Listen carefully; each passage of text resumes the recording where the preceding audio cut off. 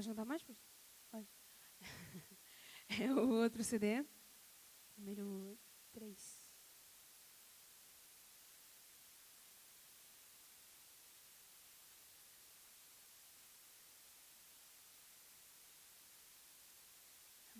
Amém. Em Isaías 43, 2 diz o seguinte, que quando você atravessar águas, eu estarei com você. E quando atravessar rios, eles não te encobrirão. Se você passar pelo fogo, você não será queimado, e nem as chamas te deixarão em brasas. Porque eu sou o Senhor, o teu Deus. Amém? Você crê que o nosso Deus, Ele é um Deus que tudo pode, que não importa a dificuldade, não importa o problema, não importa a situação que você esteja passando, Deus, Ele é Deus. Amém? Ele é um Deus de provisão, é um Deus que cumpre aquilo que Ele prometeu. Então, jamais deixe de confiar no Senhor. Que a sua esperança e sua confiança estejam totalmente nele. Amém? Aleluia. Então, vamos louvá-lo. Aleluia.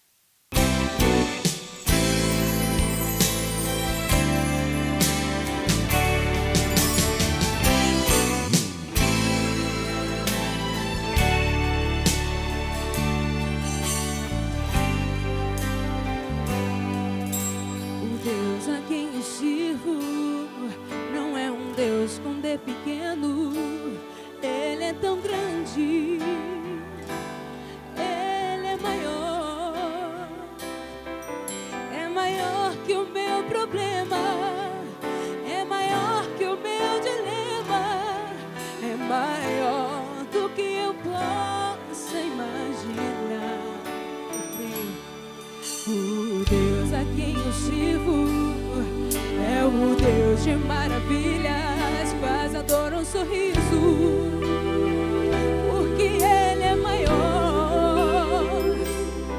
Pega a pessoa que não tem mais jeito, põe uma medalha no seu peito, porque Deus é maior. Ele é um Deus impossível, Ele vira pelo avesso essa situação. Pega a pessoa fracassada e faz girar padrão. Ele tira o cativeiro e te faz vencer. Ele é o Deus impossível. O homem faz a reunião, mas Ele é quem decide. Ele abre, ninguém fecha, ninguém te proíbe, porque Ele tem a chave do poder. Se você crê, levante sua mão e glorifique o Senhor Jesus essa noite. Louvado seja o nome do Senhor. Te adoramos, te amamos, aleluia.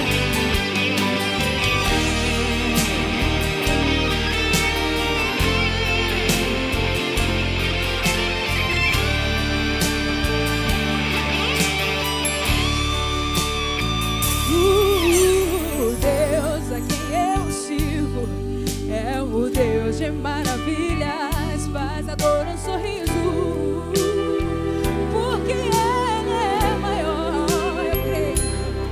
Pega a pessoa que não tem mais jeito, põe uma medalha no seu peito, porque Deus é maior, Ele é maior. Ele é um Deus impossível, Ele vira pelo avesso essa situação.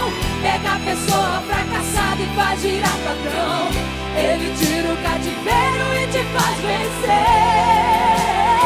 Ele é o Deus impossível. O homem faz a reunião, mas Ele é quem decide.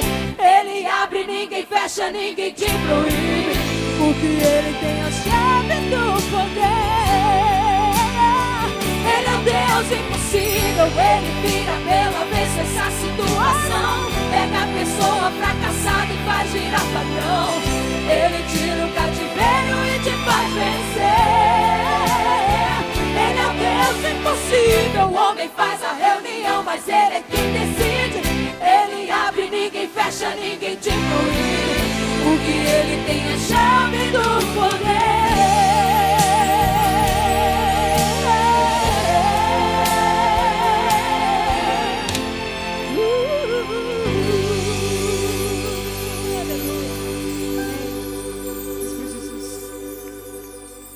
Glória a Deus. Você pode se colocar em pé no nome de Jesus? Aleluia. Obrigado, Jamile. Da última vez que eu estive com a Jamile, ela não estava tão alta assim. Ela só tinha 15 anos. Ah, pois é, então foi há 4 anos atrás. Ela cresceu bastante, né? Eu esqueci de mencionar, né? A mamãe da Jamile está aqui com ela, acompanhando ela, né? Deus abençoe a senhora de uma maneira muito especial. Quero chamar aqui o pastor Rafael, que vai estar ministrando a palavra ao nosso coração nessa noite. Quantos aqui trouxeram um exemplar da Bíblia Sagrada? Você pode levantar aí para mim ver? Essa igreja aqui é a igreja da palavra, amém, irmãos? Amém? Se tem alguém do teu lado aí sem Bíblia, pelo amor de Deus, aqui, irmãos, eu vou fazer o seguinte, tem tanta Bíblia esquecida ali, eu vou fazer um tag seu só de Bíblia, viu? Se da próxima vez você chegar aqui e não encontrar a sua Bíblia, vem me procurar, porque eu vendi ela para alguém que quer, viu? Tá? Deus abençoe. Vamos ouvir a palavra do Senhor. Graça e a paz do Senhor Jesus, igreja. Pode tomar seu assento, por favor. Quem que é o irmão Gustavo que ligou para mim? Cadê ele? Está no escritório? Bom, deixa um abraço para ele. Obrigado pelo convite. É um prazer estar aqui com os irmãos.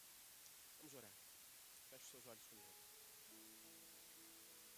Deus, Criador dos céus e da terra, que existia, Senhor, antes da fundação desse mundo e continuará a existir depois do fim dele. Deus que coloca no coração do homem o querer, a vontade por todas as coisas, e é também o Deus que permite o realizar de todas elas.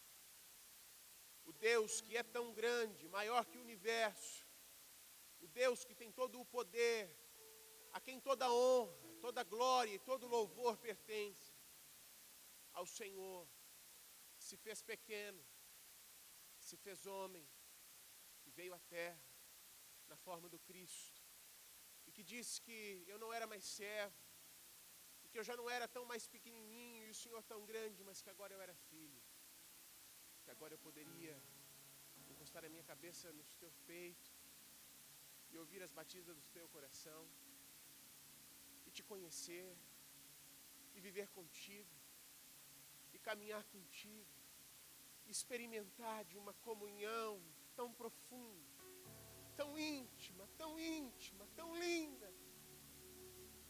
Ao Senhor Deus de toda a terra, nós estamos aqui cultuando, e a Ti levantamos louvor. Senhor, o que seria de nós se não fosse o Senhor?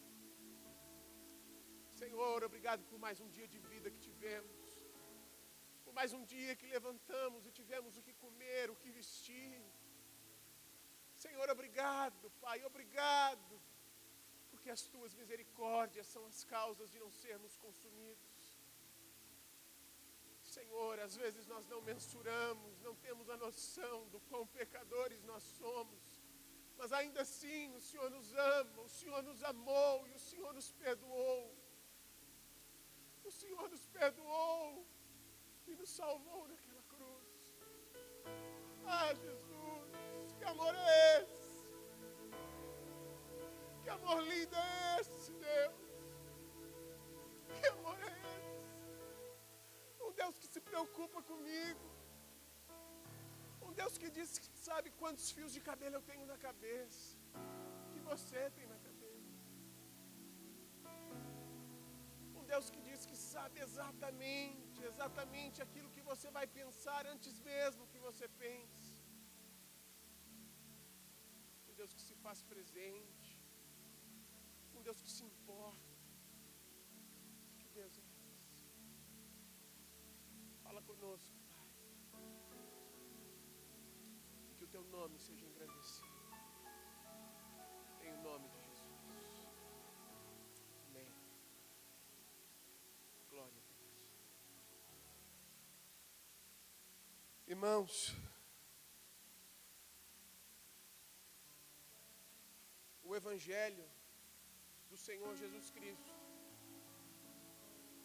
é a história mais linda,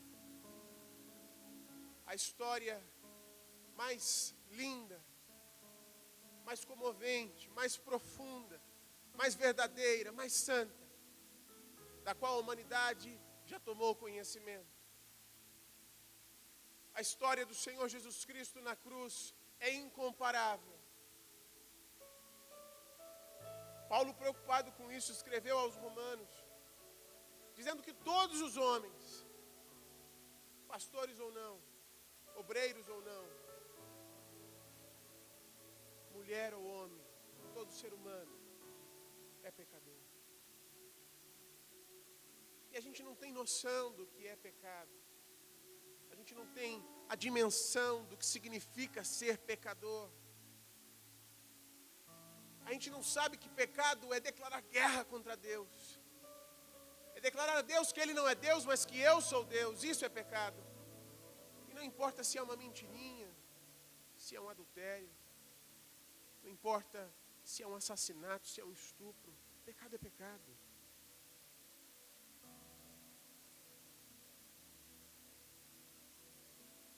E o homem pecou desde o início.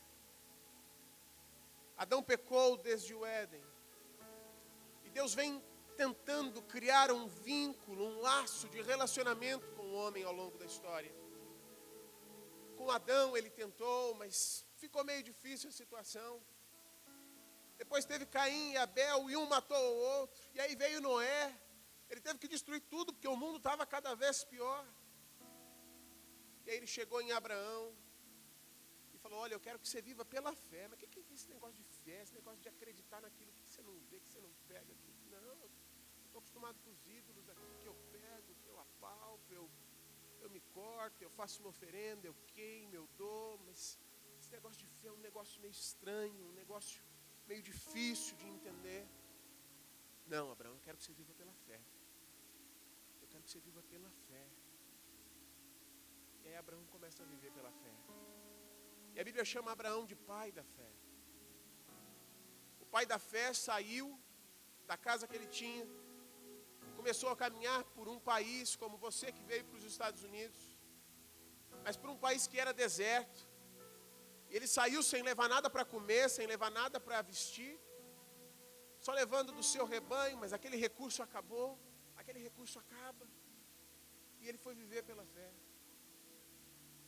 E assim foi com Isaac, com Jacó e com José, e depois com Sansão e com Davi, com Salomão e com Elias e com Eliseu e com todos os homens da Bíblia.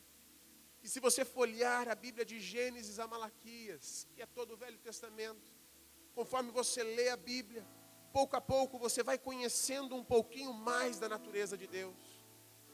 Pouco a pouco você vai vendo que Deus se revela ao ser humano como Ele é, como Ele quer que o ser humano veja, da maneira como Ele é. Um Deus que se preocupa sim com o que você vai comer. Um Deus que se preocupa sim com o que você vai vestir. Um Deus que se preocupa sim, com cada detalhe da sua vida. A Bíblia fala que Deus conhece cada estrela que temos no céu, que cada estrela Ele chama pelo nome. Se você entra no site da NASA, você vai ver que só na Via Láctea, que é o sistema planetário que nós vivemos, são mais de 60 bilhões de estrelas. E Deus as chama cada uma pelo seu nome. Como não conheceria nós? Como não conheceria ao ser humano? Deus veio se revelando. Acontece que Deus deu a lei a Moisés para que o homem seguisse, para que o homem obedecesse, para que o homem tivesse um padrão de como ser aceitável a Deus. Mas a lei se tornou algo pesado, um fardo difícil de ser carregado pelo homem. Ao longo de mais de 4, 5 mil anos de história, por mais que Deus quisesse se mostrar ao homem, o homem não conseguiu entender quem era Deus, como era Deus. Por isso foi necessário Jesus. Jesus veio para poder ensinar aquilo que estava mal compreendido. Jesus veio para mostrar aquilo que estava sendo feito errado. Jesus veio mais do que para tudo isso. Jesus veio para mostrar para o homem que por mais que ele tentasse, que por mais que ele fizesse, ele jamais seria aceito por Deus. Porque Porque a melhor das nossas atitudes, a melhor das nossas ações, são como trapos de imundície diante do Senhor, escreveu Isaías. E Jesus veio. E Jesus morreu numa cruz. Jesus foi flagelado, chicoteado. Jesus foi humilhado. Jesus foi cuspido. Jesus sofreu tudo o que ele não tinha que sofrer. O apóstolo Paulo escreve em Filipenses, no capítulo 3, dizendo: aquele que era Deus não ousou pensar que era Deus. Aquele que era Deus sequer quis ser como Deus. Antes, esvaziando-se a si mesmo, se fez como homem, vivendo e passando o frio que você e eu passamos, o calor que eu e você sentimos, tendo a fome que eu e você temos, e provando que é possível viver uma vida em santidade, que é possível viver uma vida como Deus quer, que é possível viver uma vida que agrade o coração do Senhor. E porque Jesus viveu santo, e porque Jesus foi irrepreensível, o sacrifício dele na cruz, que é tão simbólico quanto o sacrifício do Antigo Testamento, é válido para que você e eu sejamos perdoados, para que você e eu sejamos aceitos diante de Deus. E só isso, meu irmão, só essa pequena mensagem já era motivo para estarmos pulando de alegria, para estarmos festejando. Qual a maior bênção? Qual a maior vitória senão a salvação? Qual a maior bênção? Qual a maior vitória senão a certeza de que eu vou morar no céu? Qual a maior bênção? Não há.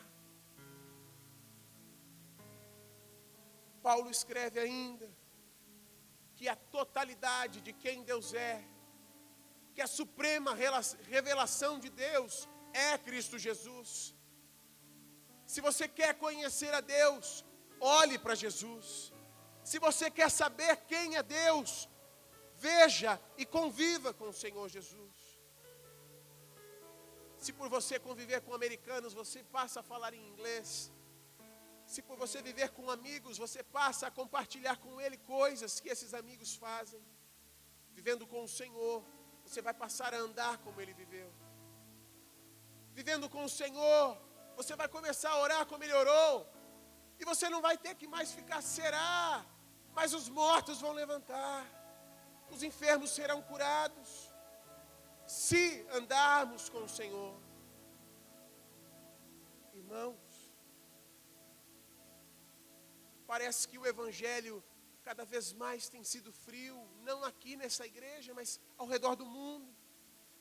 A fé nos corações tem esfriado. As pessoas já não creem mais em milagres. Ou se creem em milagres, elas acreditam, mas não creem. Qual a diferença? Elas acreditam que é possível, mas não têm a certeza de que é possível. E Hebreus 11:1 diz que a fé é a certeza das coisas que não vemos. A convicção absoluta de que elas virão, apesar de não vermos. Isso é fé. João escreve na sua primeira carta, no capítulo 1, que aquele que diz conhecer ao Senhor e que não vive como ele viveu, na verdade é mentiroso. Esse nunca o conheceu. E mais do que isso, irmãos, se vivemos com o Senhor, se andamos com o Senhor, se por andarmos com o Senhor somos influenciados, somos contagiados com a sua santidade, com a sua vida, somos contagiados por aquilo que Deus é, caminhamos com o Senhor, irmãos, é certo que seremos cheios do seu Espírito Santo. E os milagres, as maravilhas, os sinais, a restituição, não será algo do qual nós iremos ter que buscar e buscar e buscar. Mas olhando para a Bíblia, eu olho para Paulo, para Pedro, e a sombra deles curavam. Eu lembro de Jesus falando com o centurião e um empregado que estava a quilômetros de distância foi curado. Por que será que a nossa fé tem sido tão reduzida? Achando que milagres são coisas tão pequenas. Enquanto Jesus disse que faríamos coisas maiores do que Ele fez. Maiores do que Ele fez. Ele ressuscitou Lázaro. Ele fez paralíticos andarem. Fez cegos verem. Fez surdos ouvirem. E é para isso que Ele chamou a igreja.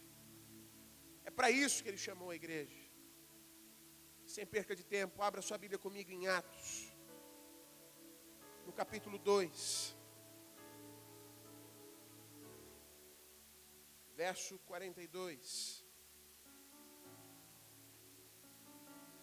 Depois da vinda de Jesus, depois da morte e ressurreição do Senhor, Ele passou 40 dias na terra.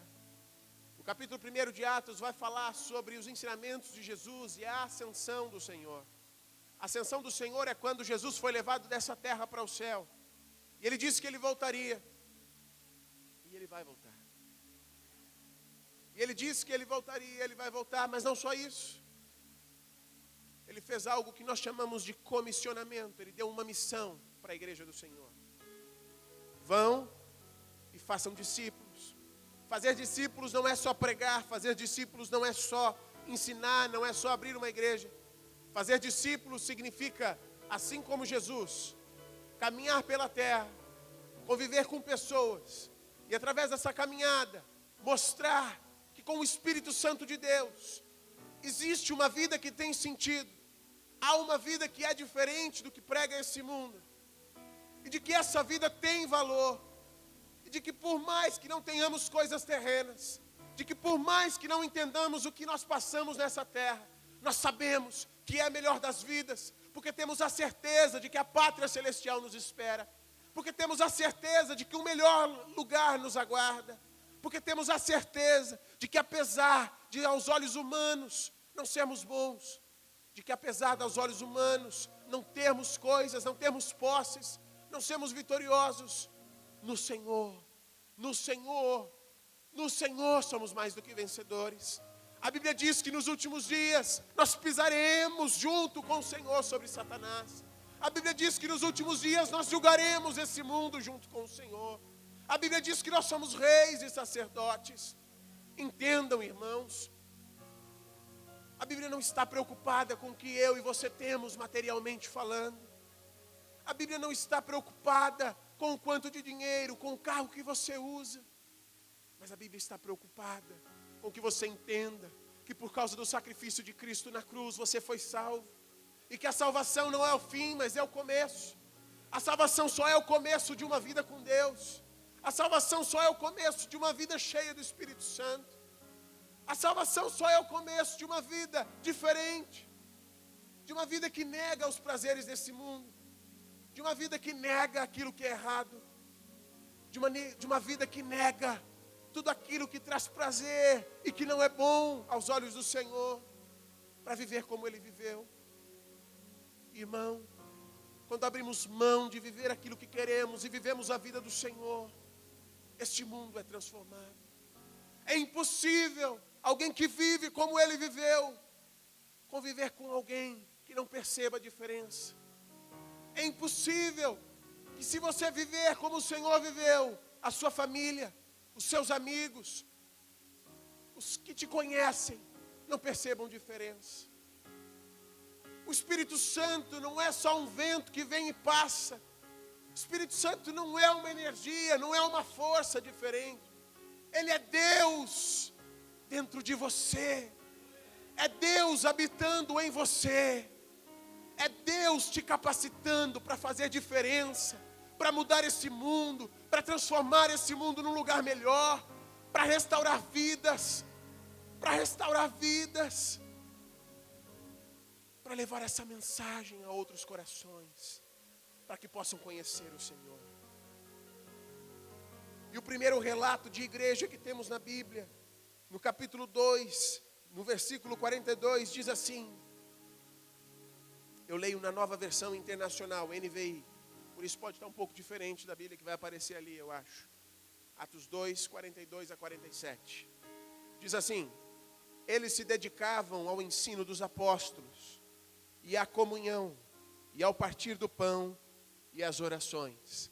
E eles perseveravam na doutrina dos apóstolos. Doutrina é uma palavra do português usada mais antigamente para traduzir a mesma coisa, ensino. Doutrina é um ensino, doutrina é aquilo que é ensinado, um ensinamento, um mandamento que é passado de alguém para outro. E eles perseveravam na doutrina, no ensino dos apóstolos, e na comunhão, e no partir do pão, e nas orações. Todos estavam cheios de temor, e muitas maravilhas e sinais eram feitos pelos apóstolos. Os que criam mantinham-se unidos e tinham tudo em comum. Vendendo suas propriedades e bens, distribuíam a cada um conforme a sua necessidade. Todos os dias, continuavam a reunir-se no pátio do templo, partiam o pão em suas casas e juntos participavam das refeições, com alegria e sinceridade de coração, louvando a Deus e tendo a simpatia de todo o povo. E o Senhor acrescentava a eles, dia após dia, os que iam sendo salvos. Glória a Deus.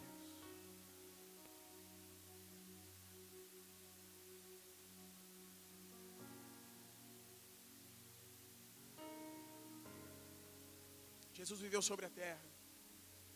E por 3 anos, Ele fez coisas que nunca se haviam visto. E Ele disse para os apóstolos, vocês vão fazer mais do que eu fiz. Mais.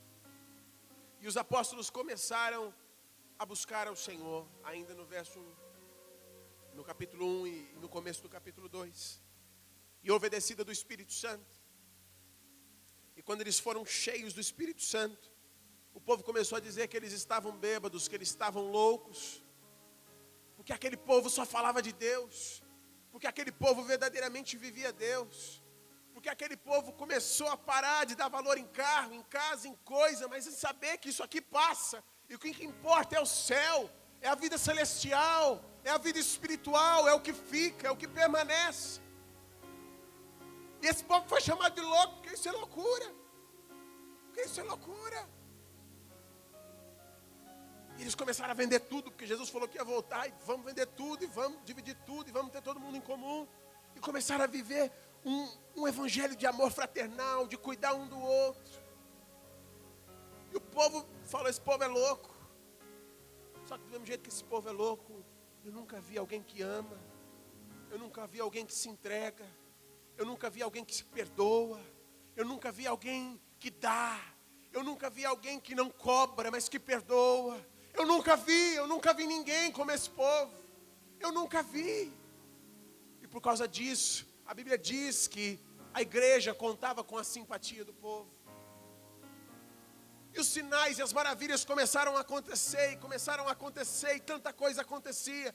E se você partir para o capítulo 3, Pedro está entrando no templo, e tem um paralítico ali no verso 6, e ele diz assim, não tenho prata nem ouro, mas o que tenho eu te dou, em nome de Jesus de Nazaré, levanta e anda. E milagres aconteciam, e mais à frente no capítulo 4, Pedro e João ali no Sinédrio pregando.